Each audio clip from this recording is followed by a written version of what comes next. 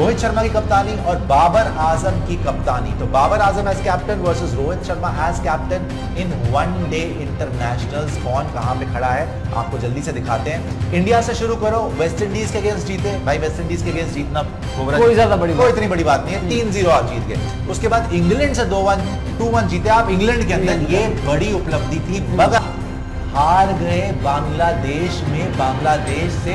ये रोहित शर्मा की as a captain बात हो रही है, बाद आप बांग्लादेश में जो हारे हो, तो आप घर पे खेल रहे हो, ये भरोसा है कि चलो घर पे खेल रहे हैं तो कुछ ना कुछ हमें एक्स्ट्रा मोटिवेशन भी मिलेगा और पिचेस भी हमारी हैं तो हम थोड़ा बेहतर प्रदर्शन करेंगे। मगर ओवरऑल अगर आप देखो ज्यादा भरोसे लायक स्थिति इस टाइम पे नहीं है। रोहित शर्मा को 60% दिया, मैं बाबर आजम को 65% देता हूँ। हेलो दोस्तों, जैसे कि आप लोगों ने वीडियो की हाइलाइट्स में देखा है कि इंडियन मीडिया रोहित शर्मा और बाबर आजम का कंपैरिजन कर रहा है, ना सिर्फ उनकी कामयाबियों को लेकर बल्कि टीम के एज अ कैप्टन उनकी परफॉर्मेंस कैसी रही, सीरीज में वो कितनी जीते कितनी हारे। रोहित शर्मा की कप्तानी पर सवाल उठाए जा रहे हैं क्योंकि बड़े इवेंट्स पाकिस्तान ने इंडिया के साथ खेलने हैं, एशिया कप खेलना है, वर्ल्ड कप खेलना है इंडिया ने, और साथ साथ अपने ही होम ग्राउंड पर मैचेस खेलने हैं, तो काफी ज्यादा परेशान है। कंपैरिजन बड़ा मजे का है। कुछ ही सेकंड्स में आप लोग पूरी वीडियो देखेंगे, पूरी वीडियो देखिएगा, एंजॉय कीजिएगा क्योंकि क्रिकेट को लेकर ये कंपैरिजन जो है बहुत ही ज्यादा इंपॉर्टेंट है। तो चलिए वीडियो की जानिब बढ़ते हैं, मिलते हैं आपसे वीडियो के बाद।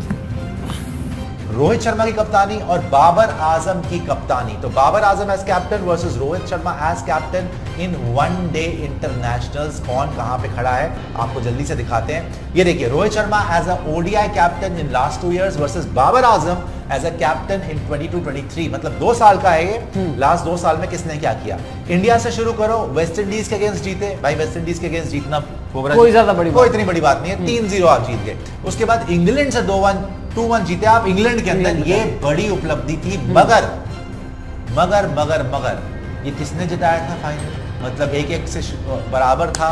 लास्ट मैच में किसने मारा था शतक, ऋषभ आदमी का नाम है ऋषभ पंत और वो अवेलेबल नहीं है। और इस सीरीज के अंदर मैन ऑफ द सीरीज रहे थे हार्दिक पांड्या और लास्ट मैच में प्लेयर ऑफ द मैच रहे थे ऋषभ पंत। तो ऋषभ पंत है नहीं, हार्दिक पांड्या अभी जूझ रहे हैं, आपको पता है कि जूझ रहे हैं और हमें भी, मतलब हम बूझ रहे हैं कि क्या हो गया भाई। तो अभी हार्दिक पांड्या भी नहीं उतनी तरीके से चल रहे और ऋषभ पंत भी नहीं चल रहा। उसके बाद आप हार गए बांग्लादेश में, बांग्लादेश से। ये रोहित शर्मा की एज अ कैप्टन बात हो रही है बिकॉज रोहित शर्मा ने ही कप्तानी करनी है आपकी ओडीआई वर्ल्ड कप में और एशिया कप में। उसके बाद आप बांग्लादेश में जो हारे हो, ऋषभ पंत को बाहर किया, केएल राहुल को कीपर बनाया कि भाई ऋषभ पंत हमें नहीं चाहिए। ऋषभ पंत वापस इंडिया भी आ गए, थोड़ी सी कंट्रोवर्सी भी हुई वहां पर, मेरे ख्याल नाराज भी थे। ऋषभ पंत का तो चलो अनफॉर्चुनेटली एक्सीडेंट हो गया, बट केएल राहुल भी बाहर हो गए, जिसके ऊपर आपने एक तरीके से भरोसा दिखाया राहुल द्रविड़, रोहित शर्मा ने कि ऋषभ पंत, मैंने जो अभी बोला इंग्लैंड वाली सीरीज में लास्ट मैच में ऋषभ पंत सेंचुरी मार के आ रहे हैं, सीरीज जिता के आ रहे हैं। आपको फाइनल मैच आपको याद होगा जहां रोहित शर्मा ने बहुत उनको गले से लगाया था कि यार तूने मैच जिता दिया, वो लड़का एक तरीके से ड्रॉप हो जाता है बांग्लादेश में। Amazing right. और केएल राहुल को बैक किया जाता है तो पहले मैच में ही लड्डू कैच हार्ट की छोड़ देते हैं मेहदी हसन मिराज की, और वहां से मिराज पूरी की पूरी सीरीज टर्न कर देता है और बांग्लादेश से आपको मुंह की खानी पड़ती है। अब 2-1 से हारकर वापस आ जाते हैं, बिग ब्लो राइट। तो अगर रोहित शर्मा को देखा जाए तो पहली सीरीज जीते वेस्ट इंडीज से, वो छोड़ दो, किसी काम की नहीं है। दूसरी सीरीज जो जीते इंग्लैंड से, वो बड़ी सीरीज थी, बड़ी उपलब्धि थी। मगर राइडर क्या है, हार्दिक और ऋषभ, इन दोनों ने सबसे काबिल तारीफ वहां पे खेल दिखाया। ऋषभ है नहीं, हार्दिक स्ट्रगल कर रहा है। तीसरी तो सीरीज आप हार ही गए बांग्लादेश से, ठीक है। अभी बाबर आजम में भी आएंगे, पूरा कंपैरिजन हुआ कि Rohit Sharma versus Babar Azam as a captain किसने क्या किया है और एज अ बैटर भी किसने क्या किया है। अच्छा, उसके बाद आप आ जाओ, श्रीलंका को भी 3-0 से आपने हरा दिया और न्यूजीलैंड को भी आपने 3-0 से हरा दिया। इस सीरीज में क्या था भाई साहब, यहां पे विराट कोहली रिवाइवल, विराट कोहली की सेंचुरी आती है श्रीलंका वाली सीरीज राइट, और साथ में शुभमन गिल उस मकाम पे पहुंच जाते हैं जहां वो अनाउंस कर देते हैं कि अब ओडीआईज में मैं ही रहूंगा आपकी फर्स्ट चॉइस, बिकॉज वो डबल 100 भी मार देते हैं और सेंचुरी भी मार देते हैं। न्यूजीलैंड के अगेंस्ट डबल 100 और श्रीलंका के अगेंस्ट इस मैच में आई थिंक विराट ने भी 150 प्लस बनाया, वहां पर भी उनकी 100 थी, वहां पर भी शुभमन गिल की सेंचुरी होती है। तो दोनों सीरीज में शुभमन गिल का दबदबा रहता है और आज की डेट में शुभमन गिल कहां है आप सबको पता है। आई थिंक स्ट्रगल कर रहे हैं। न्यूजीलैंड के अगेंस्ट उस 3 मैचेस में उन्होंने 360 रन बना दिए थे, सबसे ज्यादा रन एक बायलैटरल सीरीज में, और बाबर आजम का ही उन्होंने रिकॉर्ड तोड़ा था वहां पर। प्रॉब्लम बाबर आजम के रिकॉर्ड तो तोड़ेंगे भी, दिखाऊं बताऊंगा।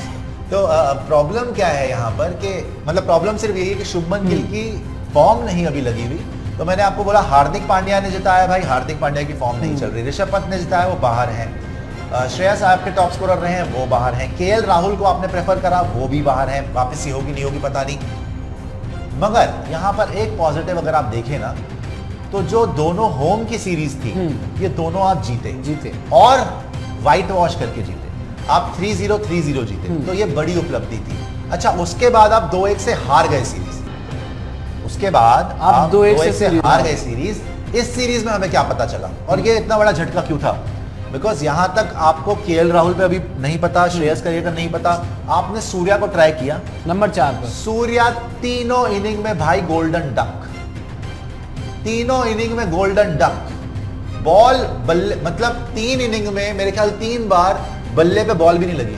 नो कॉन्टैक्ट, कोई भी कॉन्टैक्ट नहीं। ये सोच लो 3 इनिंग में तीनों बार नहीं लगी, तीनों बार बल्ले से लगे, एलबीडब्ल्यू और बोल्ड। 3 इनिंग में गोल्डन डक पे गए हैं, बल्ले से ही बॉल नहीं लगी। ये है आपकी सूर्य कुमार यादव, जो अब तक आप परसिस्ट कर रहे हैं कि वनडे में कहीं से फिट कर दे, स्ट्रगल किया जाए, ये हो जाए वो हो जाए, बर्बाद। तो रोहित शर्मा ओवरऑल आप देखेंगे, ये देखिए 6 इन्होंने सीरीज खेली पिछले 2 साल में एज कैप्टन ओडीआई में, और उसमें से 4 जीते हैं, 2 हारे हैं, राइट। लेकिन जो 2 हारे हैं ना, वो दिल को दहलाने वाली हार है, क्योंकि आप अंत में आते आते घर पे भी हार गए ऑस्ट्रेलिया से, जो कि एक तगड़ी साइड थी, राइट। देखो श्रीलंका को हरा देना, वेस्ट इंडीज को हरा देना बड़ी उपलब्धि, इंग्लैंड वाली उपलब्धि बड़ी थी, लेकिन उसमें भी क्या राइडर था बता दिया आपको। तो रोहित शर्मा को आप कितने नंबर देते हैं भैया? अगर आप ये देखें सारी परफॉर्मेंस, तो मैं इनको 60% दूंगा। कीजिए कि भरोसा है भी और फिर टेंशन भी है, बिकॉज आप घर पे खेल रहे हो, ये भरोसा है कि चलो घर पे खेल रहे हैं तो कुछ ना कुछ हमें एक्स्ट्रा मोटिवेशन भी मिलेगा, और पिचेस भी हमारी हैं तो हम थोड़ा बेहतर प्रदर्शन करेंगे। मगर ओवरऑल अगर आप देखो, ज्यादा भरोसे लायक स्थिति इस टाइम पे नहीं है, बिकॉज ऑफ इंजरीज एंड जिन प्लेयर्स को चांसेस मिले उन्होंने इतना अच्छा नहीं करा। बाबर पे आते हैं। अच्छा, सबसे पहले ना 2022 की शुरुआत में ही ऑस्ट्रेलिया को हराया 2-1। ये भी वैसे ऑस्ट्रेलिया के जो मेन बॉलर्स वगैरह थे नहीं थे इस सीरीज में। अगर मैं इंडिया का बताऊंगा तो मैं पाकिस्तान के लिए भी बताऊंगा कि प्लसेस क्या है माइनस क्या है, न्यूट्रल होकर बताऊंगा। मेन प्लेयर यहाँ पर ऑस्ट्रेलिया के बॉलर्स नहीं खेल रहे थे।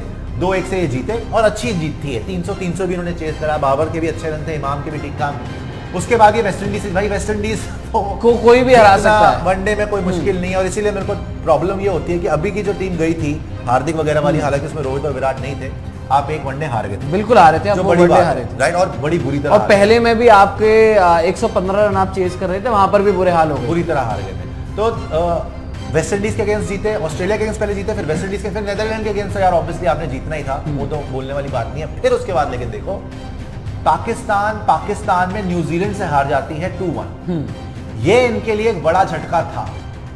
2023 में Pakistan full strength side versus New Zealand Pakistan के अंदर हो रहा है, और आप 2-1 से हार जाते हैं न्यूजीलैंड से, जिस साइड को ऑलमोस्ट आप हमेशा डोमिनेट करते हैं। पाकिस्तान का हमेशा पलड़ा भारी रहता है, न्यूजीलैंड से ये झटका था आपको। उसके बाद आप 4-1 जीते हैं न्यूजीलैंड से, लेकिन ये न्यूजीलैंड की साइड नहीं थी, ये डी साइड थी न्यूजीलैंड की।